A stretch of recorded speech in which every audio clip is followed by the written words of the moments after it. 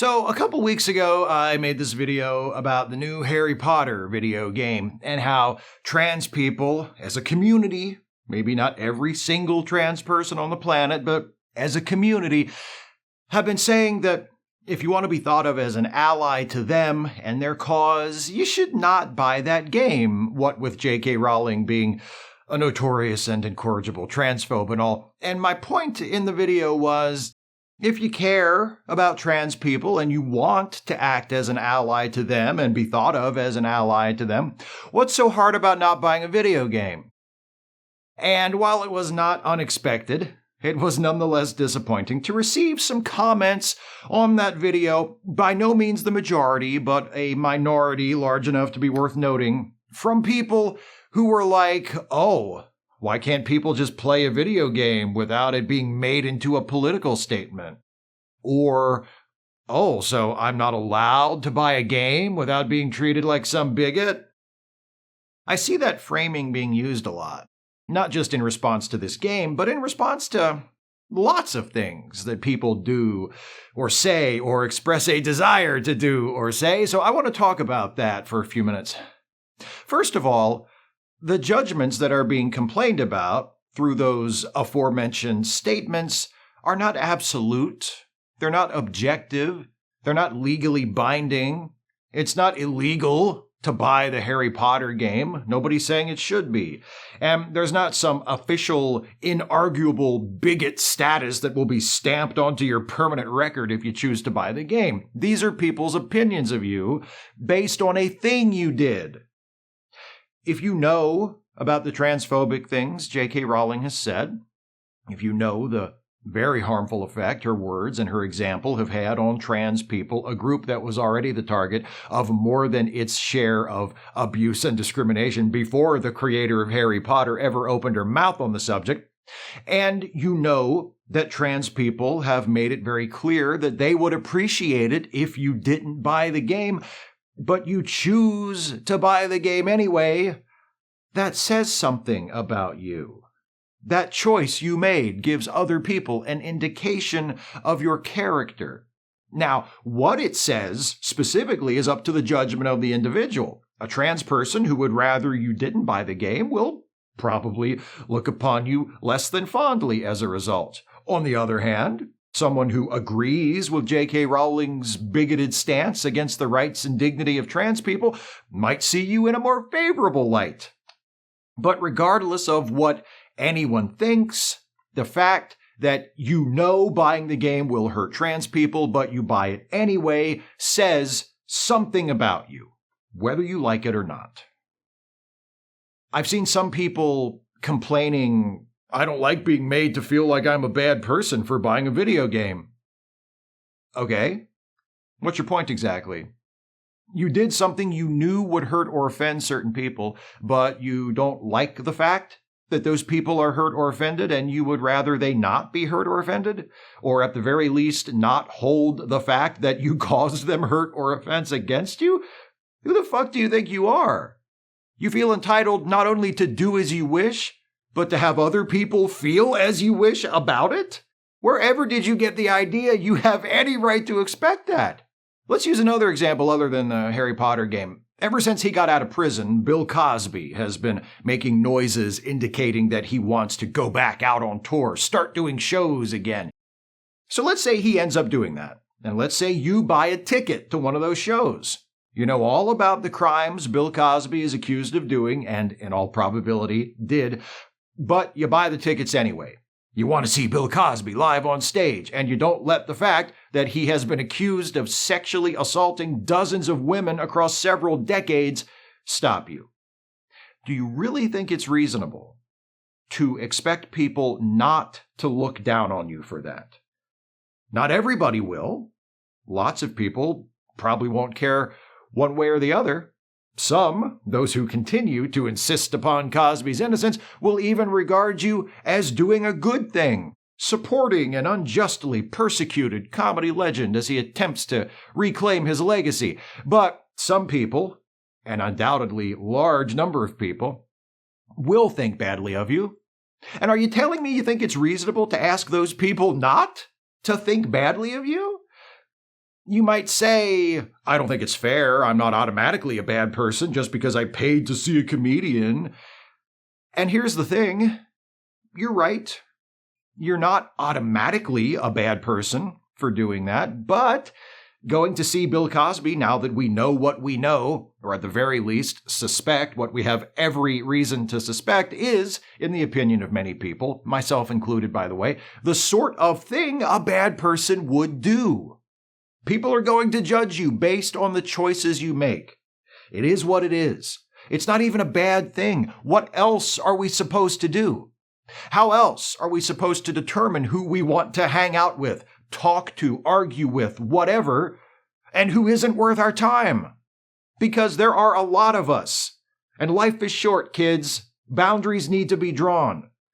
When you say, oh, what, I'm not allowed to do whatever, you're essentially demanding that other people only judge you on the actions you want them to judge you on.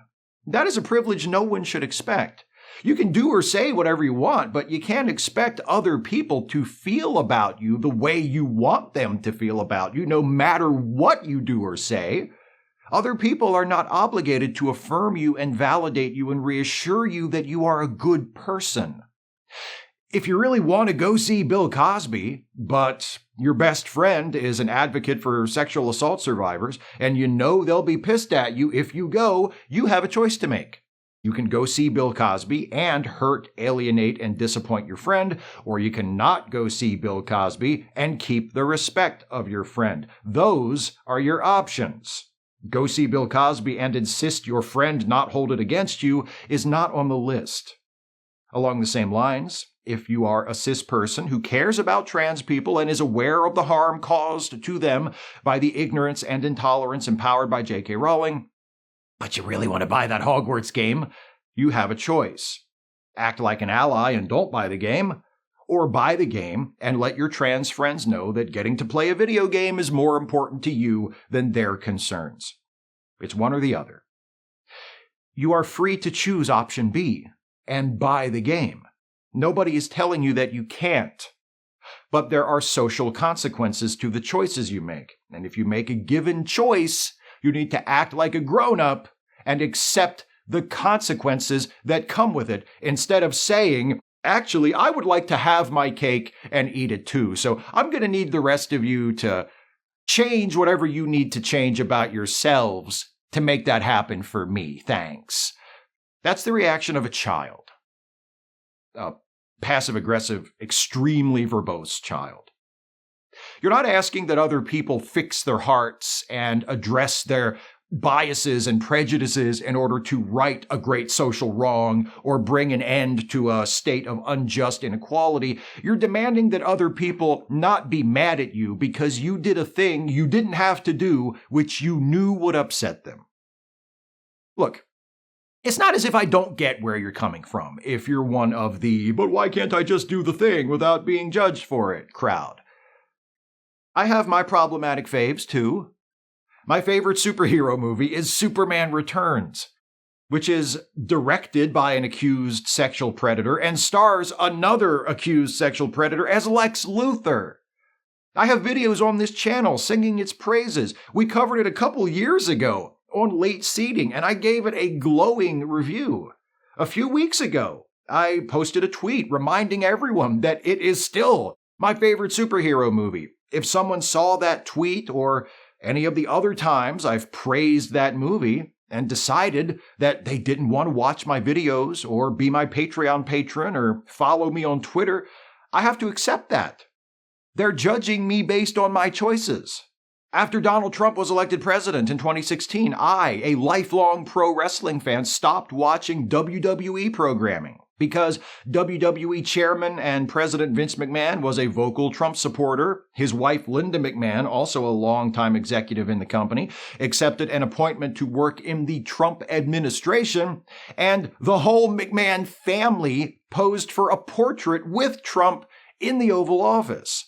That, plus the long and ugly history of how the company has conducted its business affairs and treated its wrestlers, combined to finally make me say, fuck this, it's not worth it, and I canceled my WWE Network subscription and stopped watching WWE TV shows.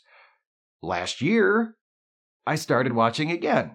Not regularly, just here and there if there was a particular match or event that looked promising. It was a combination of things that allowed me to justify this decision to myself. Trump was no longer the president.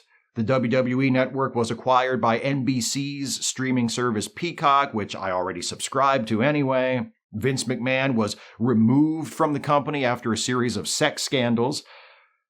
He has since returned, although supposedly only to guide the apparently imminent sale of the company.